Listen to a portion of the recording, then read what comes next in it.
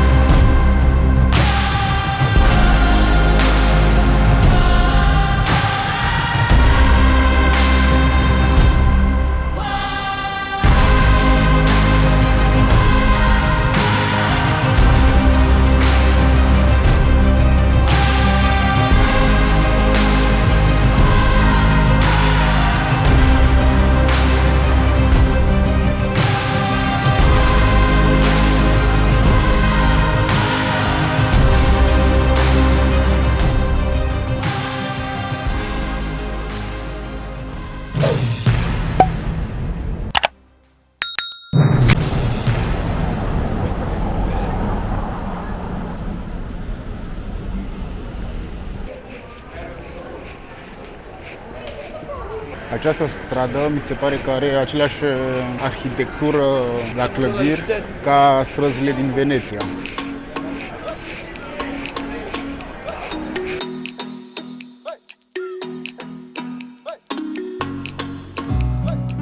Deci această curte minunată, care nu pare extraordinară, dar care e full de lume, e aici casa lui Juliet, de la Romeo și Juliet, de la William Shakespeare.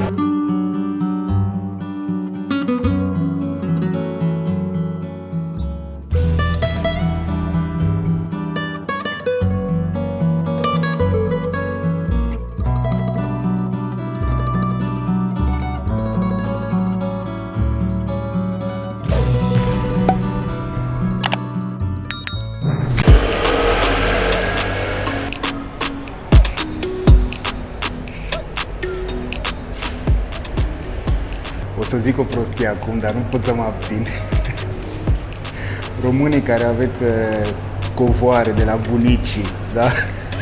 Luați-le și veniți în Verona. Și dacă te super, dai doar la 500 de euro. Păi știi, 1600. Că vine din Afganistan. Uită-te contrastul între baruri, clădiri aranjate, frumoase, totul, între asta și acest stadion medieval și fix în același loc, în același oraș. E foarte, foarte tare.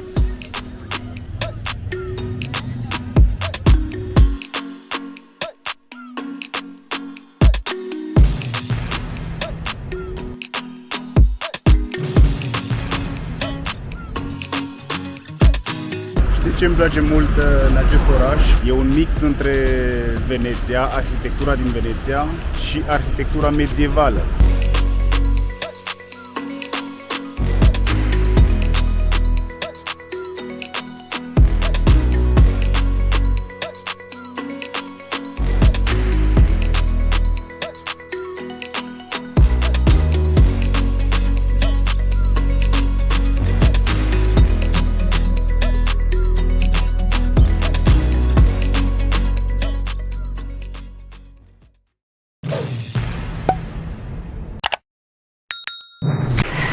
Bună tuturor! Sper că sunteți bine, sper că la vie e belle. Eu am ajuns la Milano. Momentan m-am pierdut un pic, sunt într-un cartier periferic.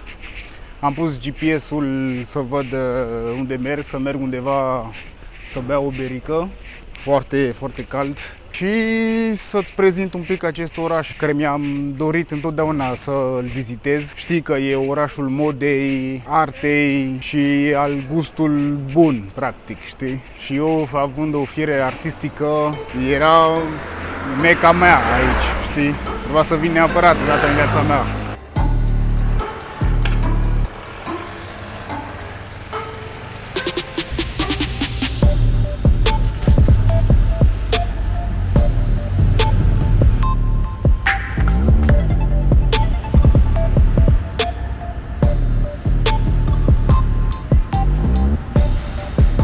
Cât de interesant e această clădire. A fost designat de Giuseppe Sommaruga și e cel mai important exemplu reprezentativ de la libertatea de creativitate și de stil care există în Milano. E denumită ca original și bizar. Mi se pare foarte wow chiar. Aș pune un perete așa în sufrageria mea. Chiar mie îmi place chestiile astea bizare. Adică nu prea îmi place lucrurile comune, știi? Sau îmi place când e complet minimalist, știi? Sau când e foarte bizar. Deci sunt atâtea scutere în acest oraș. Sunt peste tot. Uite cât de mult sunt parcați.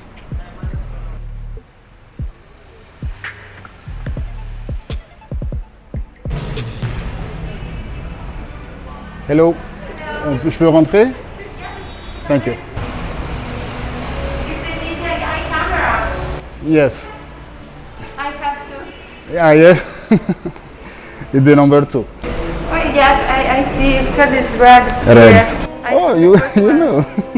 Bravo. This is Oriental style. No, it's sold from Sicily. Ah, yeah? Yes, it's Dolce & Gabbana Casa. Casa means home in Yes, Italian. uh-huh, And this collection is called Carretto Siciliano, all from Sicily. Scivola, scivola, come la pioggia scivola, Eu credeam că era oriental, știi? come un bambino rotola, sai farlo, eppure tu. O perină, da, nu refuz. Dar să ai o bucătărie și o sală de mese așa, Socchiudi gli occhi, e... Eu tocmai care vorbeam de minimalist mai devreme. tramonta già il mare d'una vela che è già gonfiati. Uite un toaster. Lascia che vapori, sei un'emozione frigida. Deci nu știu ce să zic, e foarte impresionant. Dolce Gabbana Casa Milano. Deci eu eram convins că era oriental, dar nu, de fapt e sicilian. Nu știam că era atât de colorat. Bine, clar au o influență orientală, îți dai seama, fiind în sud. Am observat că aici nu respectă nimeni semaforul de la trecerea de pieton. Toți pietonul trec așa de capul lor, când e un pic liber, fiecare trece, știi? În comparație cu București, în care toată lumea respectă. Adică toată lumea, majoritatea oamenilor respectă semafoarele la trecerile de pieton. Aici, toată lumea își bagă picioarele. Deci e un centru comercial imens aici, dar imens. Tot merg, cred că de 15 minute și tot nici n-am ajuns la jumate. Și asta doar pe un singur sens. Și mai sunt și niște străzi pe părți în care sunt doar magazine peste tot. Și îți dai seama că au toate mărcile de la Zara, la Diesel, la Gucci, Victoria's Secret și la alte mărci care nu prea le cunosc. Nici în Franța nu le-am văzut. Nu prea am venit pentru asta. Eu am venit să beau o bere. Dar nu știu unde.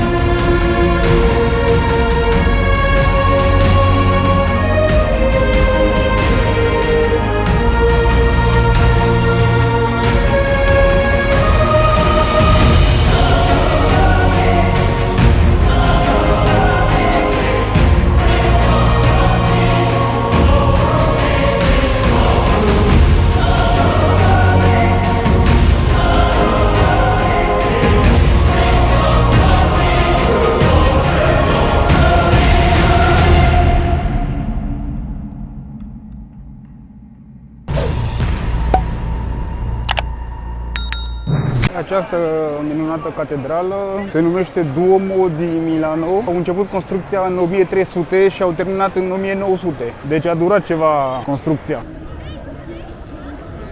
Ușa uriașă din spatele meu, știi ce e? E Galeria Vittorio Emanuele II. E intrarea principală la centrul comercial unde eram mai devreme și te-am spus că e imens și că nu se mai termina. Iată intrarea principală.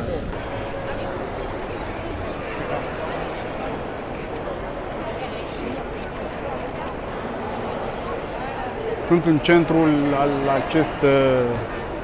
această galerie.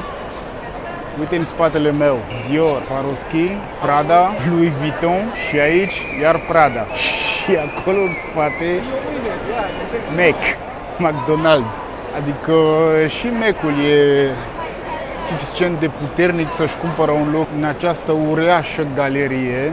Gucci aici, Fendi, adică pentru cineva care îi place mărcile și moda, chiar la Milano și aici, fix la această galerie, e templu, e Mecca, e Vaticanul al modei, Rizzoli, Mont Blanc.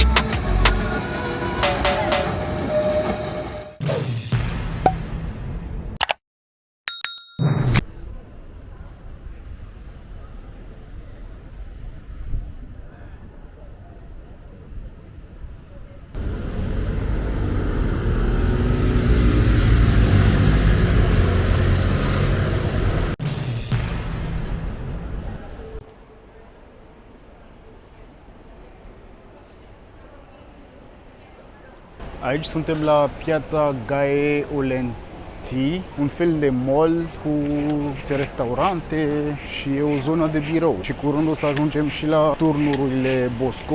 Sunt turnuri cu multe plante și copaci care sunt de fapt clădiri de birou, dar nu pare. E voilà, faimoasele turnuri Bosco din Milano. E impresionant. Păcat că nu e niciun nor, că puneam un time-lapse cu Michel Focchia. Uite și partea asta.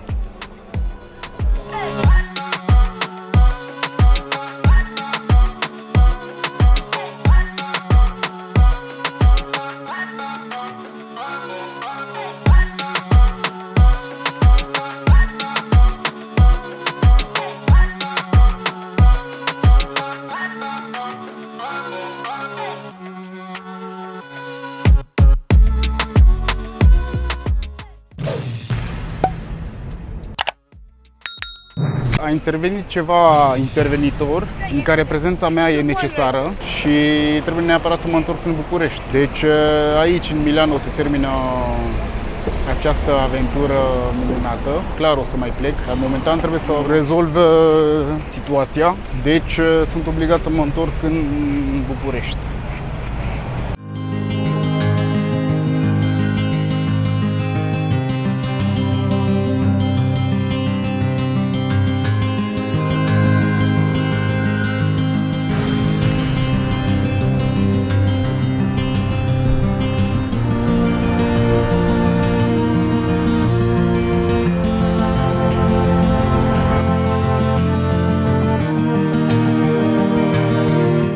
La Castelul Sforzesco și se pare că e unul dintre cele mai mari castele din toată Europa.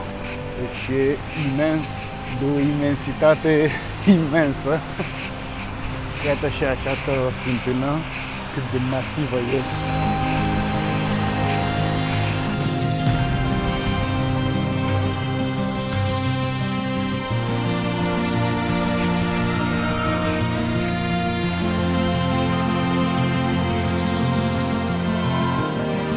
În acest castel sunt foarte multe muzee și sunt mulți artiști care sunt reprezentați, dintre care faimosul Michelangelo.